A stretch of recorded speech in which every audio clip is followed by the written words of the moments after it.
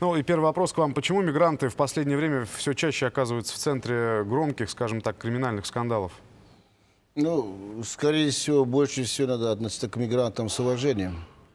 Практически во всех наших лозунгах, начиная от президентского выбора, заканчивая до выборов мэров и депутатов, мы используем первую программу «Россия без мигрантов», потому что боимся мы оппозиции сегодняшней в России.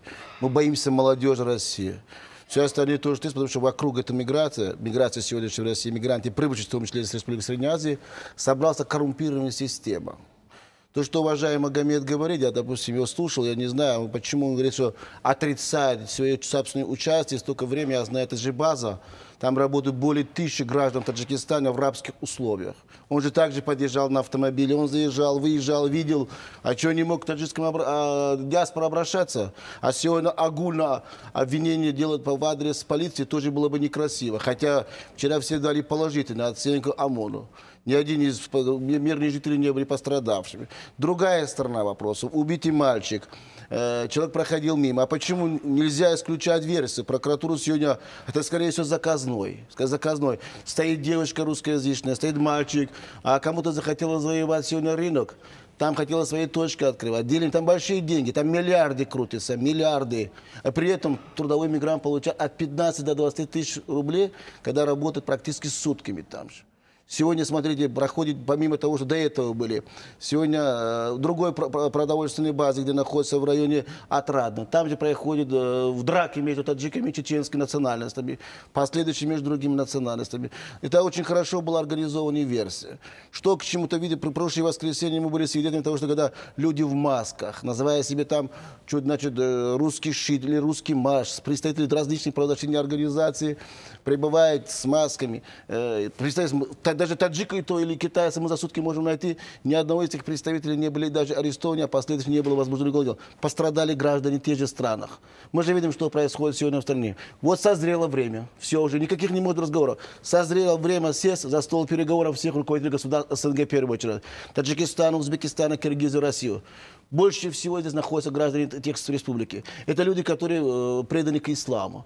Завтра начинается праздник. Сегодня куча подарки нам. Арестуют буквально на каждом шагу. Даже не спрашивают, у тебя есть документы или нет. Это люди звонят к нам. Куда обращаться дальше? Мы находимся в цивилизованном государстве. Это Россия. Совет Безопасности при президенте России молчит. Значит, исполнительная власть при мэре города Москва молчит. Федеральная миграционная служба, которая сегодня является коррумпированным, имеющий даже при себе совет, общественный совет, мнение народа, а бездеятельность своей показывает. Ничего не сможет дальше двигаться в направлении. Мы нашли только лозунг. Россия без иммигрантов, Россия для русских. Вот результат всей нашей работы. Позвольте, я перебью. Какие усилия сейчас прилагают сами диаспоры, чтобы исключить подобные конфликты? Что вы для этого делаете? Вот ничего невозможно сделать, потому что средства массовой информации находятся не в руках таджикской диаспоры или азербайджанской, или армянской. Сейчас вообще мы говорим про трудовых мигрантов из Средней Азии, потому что все то, что сегодня происходит, все остальные являются начальниками. Начиная от дальнего зарубежья, вплоть до Северного Кавказа, все являются руководителем руководителем наших национальных диаспор в качестве людей, которые пребывают в качестве иммигрантов. Мы же видим, в каком положении находятся наши трудовых мигрантов. Почему-то мы замечаем, руководство Таджикистана не замечает, Узбекистан, Киргизия, в том числе Россия не замечает. Мы же видим, что в России, особенно в Москве, находится почти 1 миллион граждан из 3 республик. В каких условиях они живут, какие меры предпринимают. Допустим, власти, о какой мере, может быть, сегодня дает свои плоды, может быть, а практически в последнее время плодов нету. Я все-таки позволю себе вам возразить, ведь все-таки эти граждане, они добровольно прибыли в нашу страну. Я с вами согласен. Да, ведь? И об этом не стоит забывать, что... Нельзя забывать самое главное, что эти граждане оставляют большое количество территорий своей благодаря сегодняшним интересам нашего России в стратегическом направлении. Они будут молчать. Киргизы Манаса дают. Таджикистан, соответственно, дает полную территорию 201-й дивизии. Дает окно, которое мы говорим более стратегически. Азербайджан, допустим, отказывается. Люди же отдают. Последние свои штаны отдают сегодняшнюю Россию. Мы можем создать цивилизованный мир сегодня. Но ведь все сюда едут зарабатывать, ни для кого это не секрет. Еще раз говорю, что то, что мы хотим сегодня, они еще будут здесь работать 20-30 лет. А что с него останется? Сегодня практически молодежь Таджикистана пропал. Это пропавшие дети, это неграмотность, это, соответственно, бандюга, как называем. Они уже уходят в различные организованные преступные группы. Сегодня таджики уходят на Северный Кавказ, в других регионах, уходят в различных течениях ислама. Мы говорим об экстремизме же. А власть, что для этих людей делает, что их количество меньше стало? Вы обратили внимание вчерашнее и сегодняшним утром, то есть вчерашним утром, когда пинали, они буквально брали одного нерусского, нашли, вся, которые славяне подошли к этому рынку, к этому базу, они пинали ногами, одного нашли. Разве это по-мужскому? Случаев очень много бывает, но все-таки, если из Таджикистана едут зарабатывать в Россию, а в России не создаются условия, то это, наверное, все-таки проблема Таджикистана, а не России. Нет, проблема наша, это наш общий дом.